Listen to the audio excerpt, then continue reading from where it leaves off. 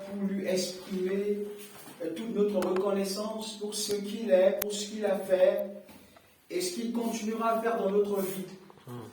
Et c'est pour cela que ce matin, je vous invite très rapidement de prendre votre Bible dans le psaume, dans le psaume de Psalmiste, psaume de David, au chapitre 33. Psaume, chapitre 33, 133, excusez-moi. Psaume 133.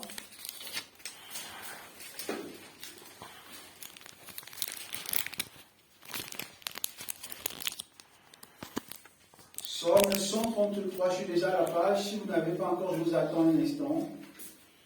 Si vous avez trouvé, dites Amen. Psaume 133. On commence les versets 1. Et on parle ici dans cette psaume-là, David est en train de nous parler de l'amour fraternel.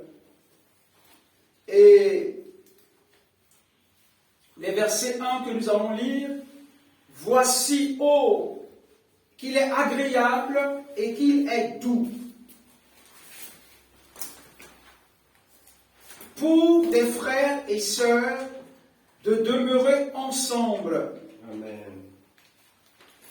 Je dis ce matin que je n'adhère pas aux idées et aux arguments ou encore au raisonnement des personnes qui ne donnent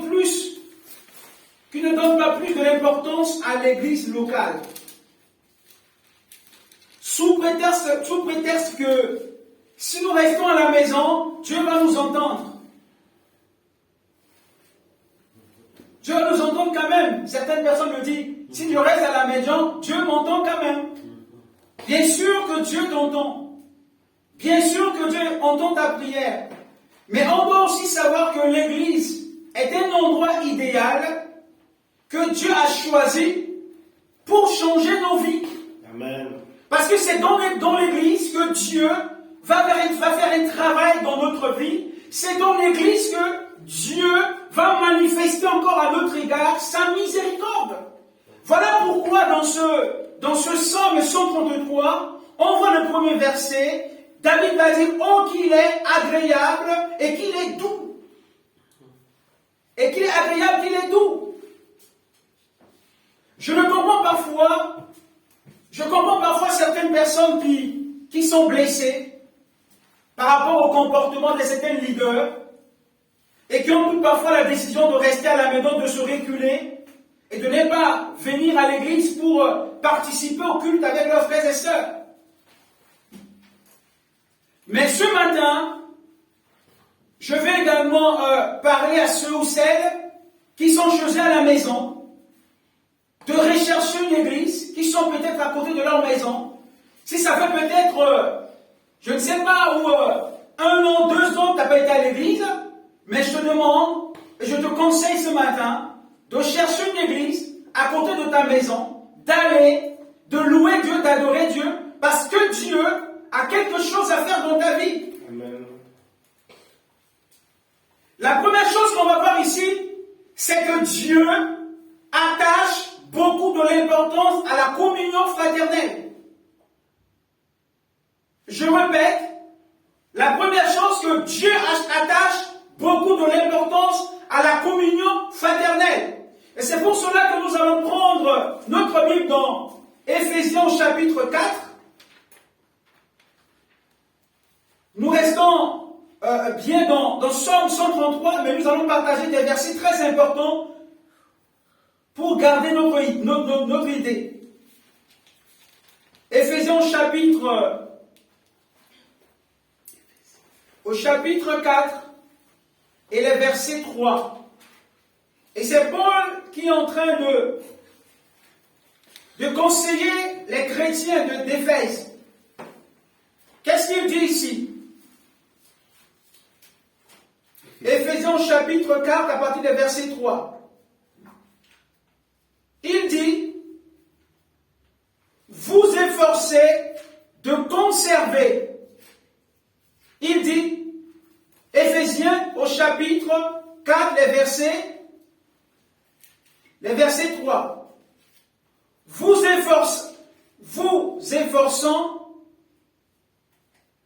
de conserver l'unité de l'esprit par le lien de la paix. Donc Paul est en train de parler sur quelque chose qui est très important ce matin.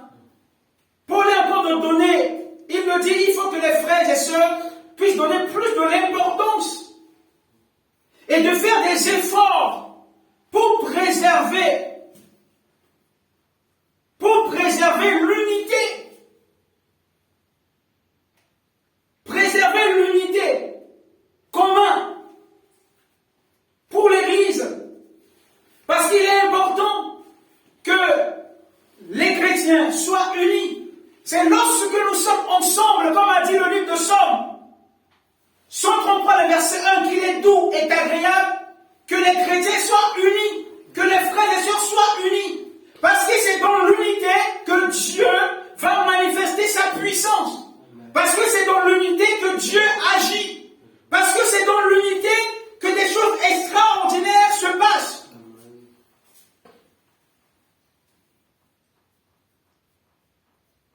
Dieu prend plaisir dans l'unité. C'est pour cela qu'il y a un terme qu'on utilise souvent, on appelle ça hypostase. Hypostase qui veut dire indissociable, inséparable.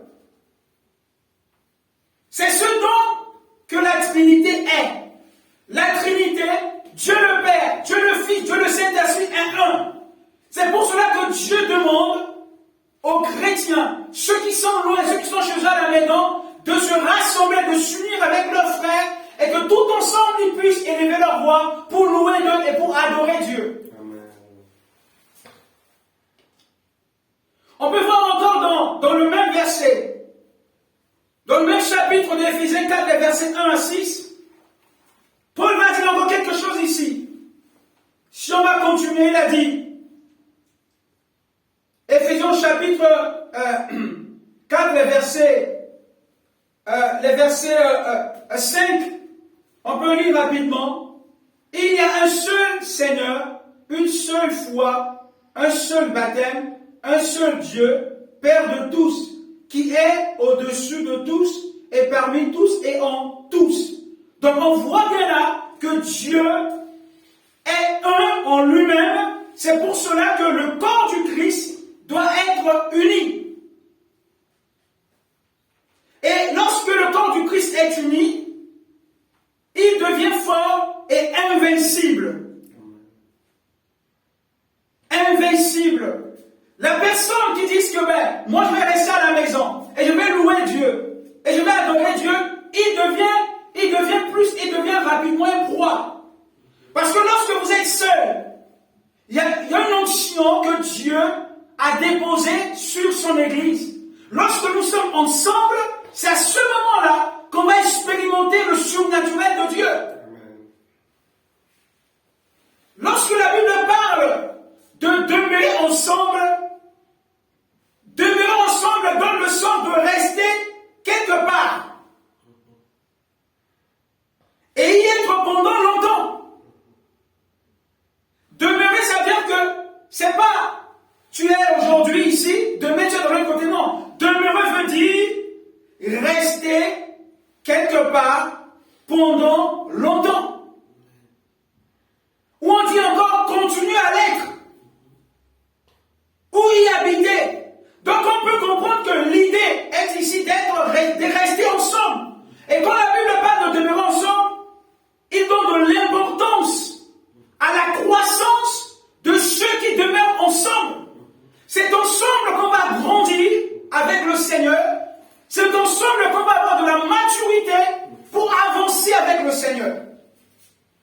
Donc il est très important pour un enfant de Dieu de ne pas abandonner son Église, de ne pas abandonner l'Église, mais un enfant de Dieu, dans sa marche chrétienne, doit être présent dans son Église locale. Amen. Parce que l'Église locale est très importante pour les enfants de Dieu. Jésus va dire ça dans Jean chapitre 15, verset 4. Si on peut lire rapidement. Jean, au chapitre 15, les versets 4. Jésus a parlé également dans ce verset, dans le chapitre 15, les versets 4, Jésus va parler, il va dire quelque chose. Jésus a dit quoi? Demeurez en moi, et je demeurerai en vous. Ça veut dire quoi? Quand on demeure en Dieu, en Jésus, on parle ici de la constance. On ne parle pas on parle de la constante dans la durée. C'est-à-dire que notre vie doit être une vie qui glorifie Dieu à chaque jour, à chaque jour. C'est-à-dire que Jésus, demeurer en Jésus, c'est rester en lui, c'est habiter en lui, c'est rester en lui. On ne peut pas rester en Jésus et on est divisé, on est séparé de son corps. C'est pas possible. Si on demeure en Christ, on doit demeurer tout ensemble avec les frères et sœurs. D'où ce verset de Psaume 133, verset 1. Car il est doux et agréable pour les frères et sœurs de demeurer ensemble, d'être ensemble et de continuer à être ensemble. Et nous allons voir également que lorsqu'on est ensemble, on peut jouir pleinement de l'abondance de Dieu. On peut pleinement jouir de l'abondance de Dieu pour notre vie. Et pendant notre marche avec lui, parce qu'il prend plaisir dans l'unité. Il prend plaisir dans l'unité. On va rapidement lire encore, revenir dans notre Psaume 133. Le premier verset on a lu, demeurer ensemble, c'est rester, habiter, continuer à l'être, à rester ensemble. Le verset 2, on dit, c'est comme de l'huile précieuse qui est répandue sur la tête et descend sur la barbe et sur la barbe d'Aaron. L'huile est souvent le symbole de l'onction. Nous pouvons traduire ça comme la présence de l'Esprit de Dieu. Quand l'Église se réunit, il y a la présence de Dieu qui se manifeste. Lorsqu'on est unis, lorsqu'on est ensemble dans l'Église, il y a la présence de Dieu qui se manifeste au milieu de nous. Il y a l'onction de Dieu qui se manifeste au milieu de nous. Et c'est pour cela, lorsque les chrétiens se rassemblent, il se passe des miracles, il se passe des guérisons, il se passe de restauration, il se passe de transformation, l'action de l'Esprit. C'est seulement dans l'Église qu'on va vivre la transformation, quand on va vivre le changement. Mais ce n'est pas en dehors. Si on veut vivre les dimensions surnaturelles de Dieu, si on veut voir la manifestation surnaturelle de Dieu, c'est dans l'Église. C'est ça que la Bible nous dit. C'est comme de l'huile précieuse. Et l'huile est toujours utilisée pour la consécration des serviteurs de Dieu. Et l'huile est également utilisée pour oindre les malades. Quand quelqu'un est malade, on le oint avec de l'huile. Mais ici, l'huile, là qu'on parle, ici on parle de l'huile, c'est de la présence de Dieu. C'est une bénédiction collective lorsque nous sommes ensemble. Et c'est très important, mes frères et sœurs, de rester ensemble. Parce qu'il y a des choses extraordinaires que Dieu veut faire à travers de nous. Parce que lorsque nous sommes ensemble, lorsque nous sommes unis ensemble, c'est à ce moment-là que la gloire de Dieu se manifeste. C'est à ce moment-là que les dons de Dieu se manifestent. Et la Bible dit, c'est comme l'huile précieuse qui descend sur la tête, descend sur la barbe et sur la barbe d'Aaron, qui descend sur le port de ses vêtements. C'est comme la rosée de l'Hermon. On parle ici de la rosée de l'Hermon comme la source de la rosée fraîche qui revigore les montagnes voisines. Elle est également une typologie de l'Esprit, celui qui transmet jusqu'à l'extrémité de la terre la fraîcheur de la douce communion fraternelle.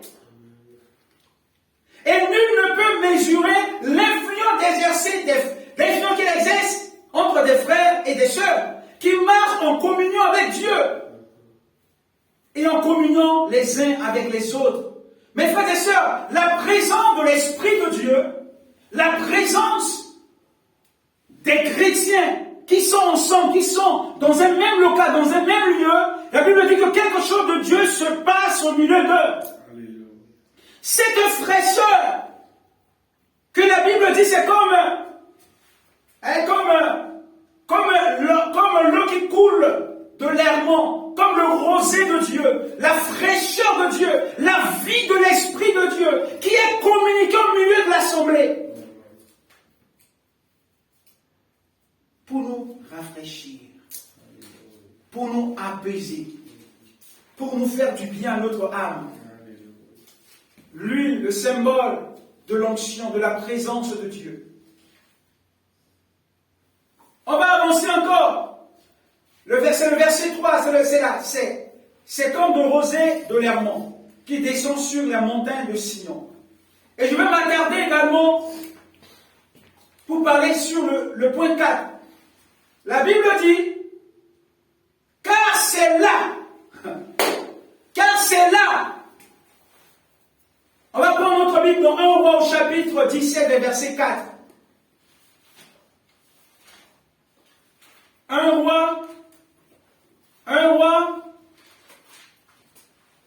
Roi au chapitre 17, les versets 4.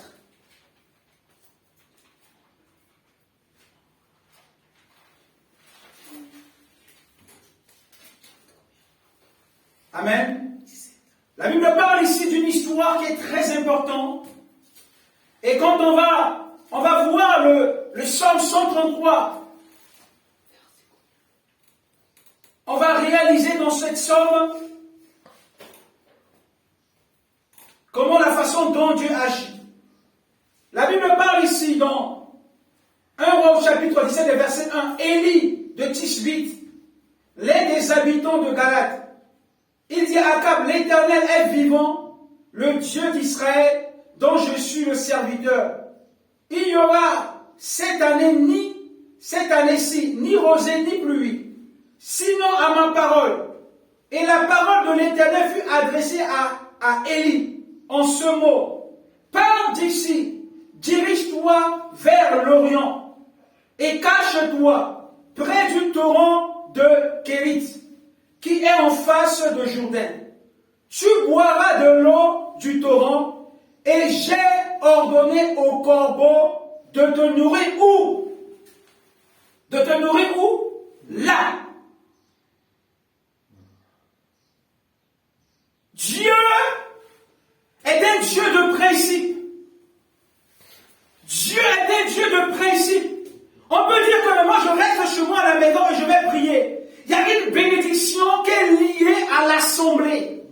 Il y a une bénédiction de Dieu qui est liée à l'église. Tant que tu n'es pas quand tu ne rentres pas dans ce principe-là, tu ne peux pas expérimenter la bénédiction qui est liée à ce principe-là. Parce que Dieu va dire à Élie, oui, tu as libéré une parole prophétique pour confronter le roi Akab, qui était un idolâtre. Maintenant, moi, je vais te mettre à l'abri. Mais moi, je te dis ce que tu dois faire. Écoute bien et obéis à ce que je te dis. Mes frères et sœurs, si on veut obéir à la parole de Dieu, on doit obéir à ce que la Bible nous dit de faire. Et on voit là, la Bible dit, car c'est là, David a dit, c'est là, c'est dans cet endroit-là. C'est-à-dire que si tu es absent ici, c'est qu'il y a des choses que tu ne vas pas en bénéficier. C'est clair. Et la Bible dit, Dieu va dire à qui? À Élie.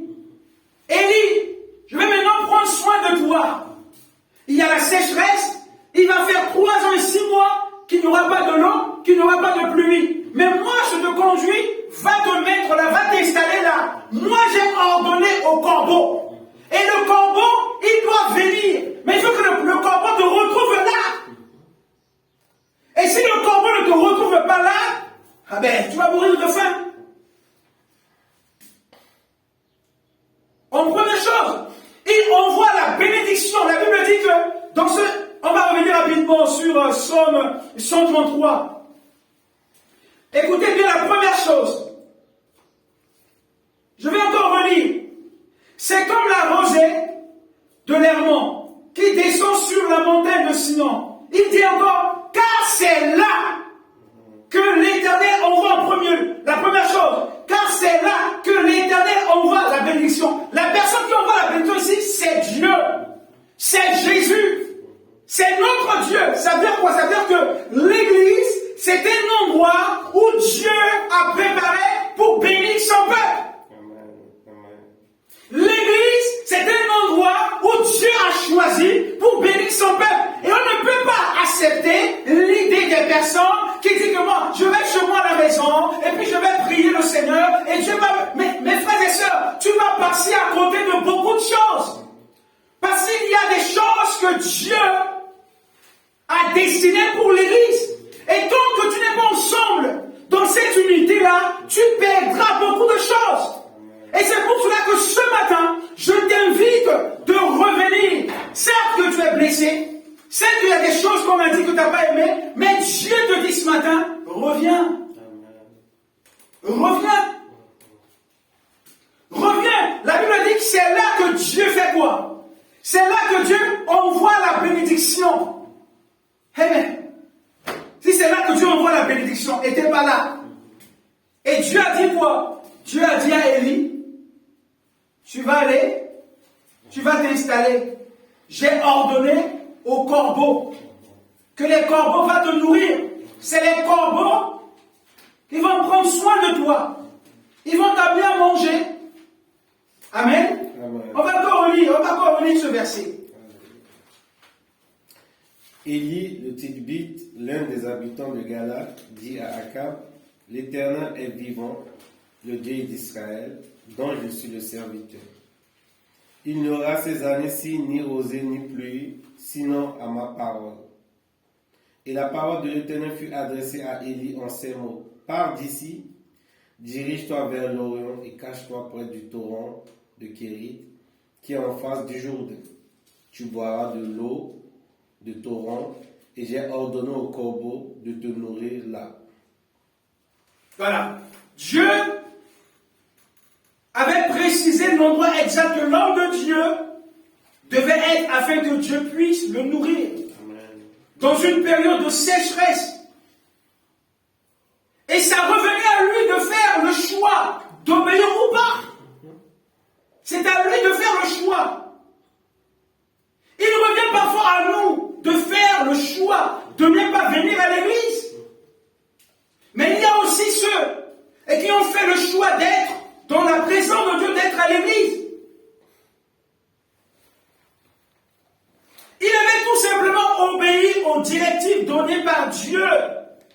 Et à chaque fois que les corbeaux venaient, il le nourrissait. Et nous, étant enfants de Dieu, le lieu où Dieu veut nous bénir, c'est son église, c'est dans l'église. C'est que lorsque nous sommes à l'église, c'est lorsque nous sommes ensemble avec nos frères et sœurs, c'est donc à ce moment-là que Dieu va libérer la bénédiction. Amen. Dieu va libérer la guérison. Dieu va libérer des choses. Dieu va manifester des choses. Les choses peut-être qu'on attendait pendant des années. C'est à ce moment-là que Dieu va manifester des choses extraordinaires dans notre vie. Et c'est ça que David dit que, car c'est là, c'est dans cet endroit-là. Car c'est dans cet endroit-là que Dieu fait quoi? Il envoie la bénédiction.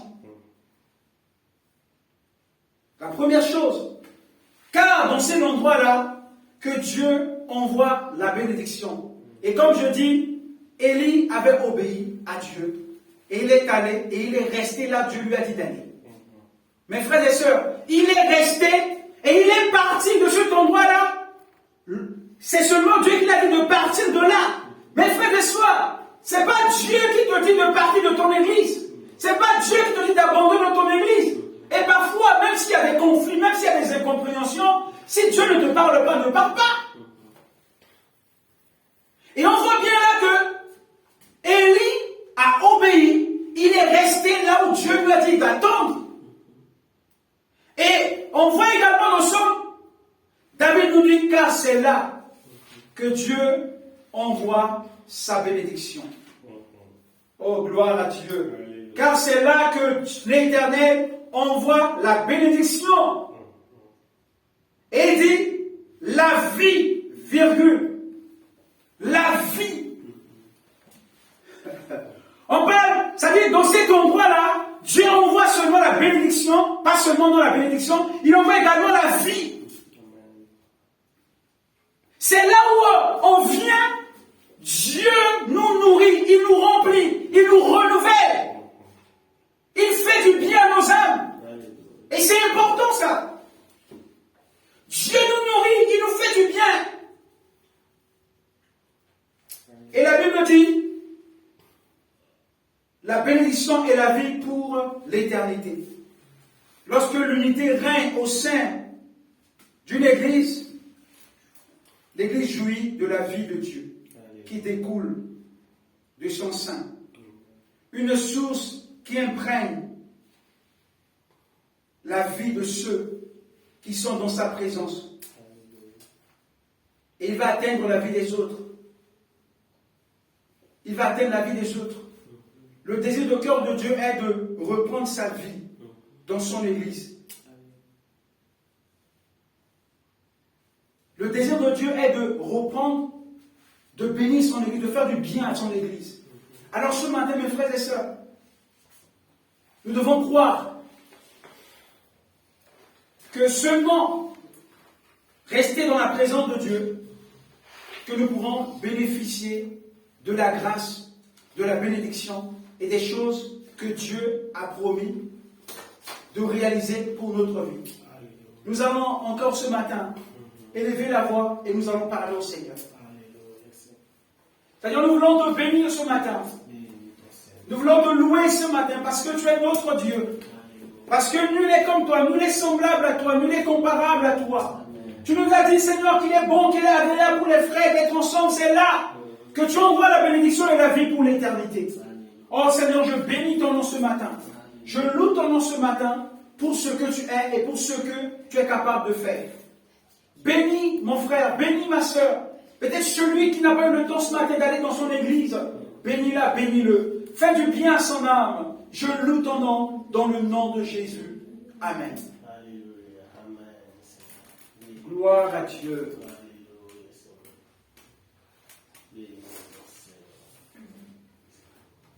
Gloire à Dieu. Notre Père, notre Dieu. Oh, merci Seigneur. Oh,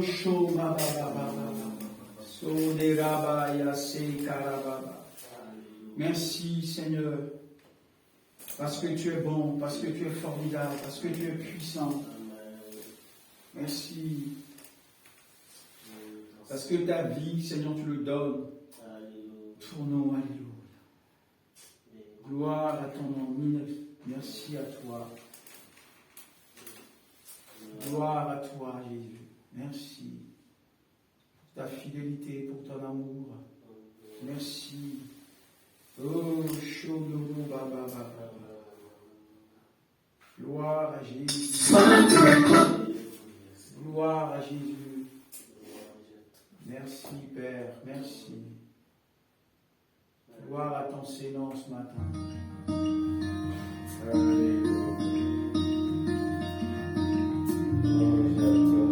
Gloire à toi.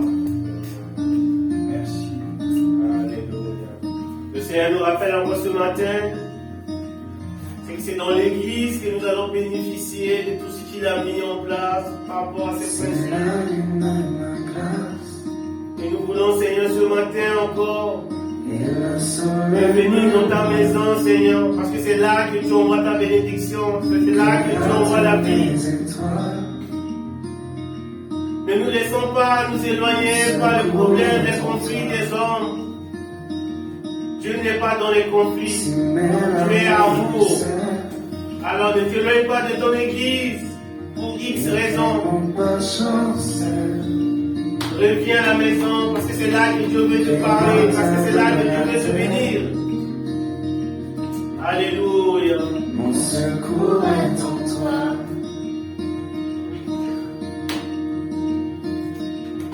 Je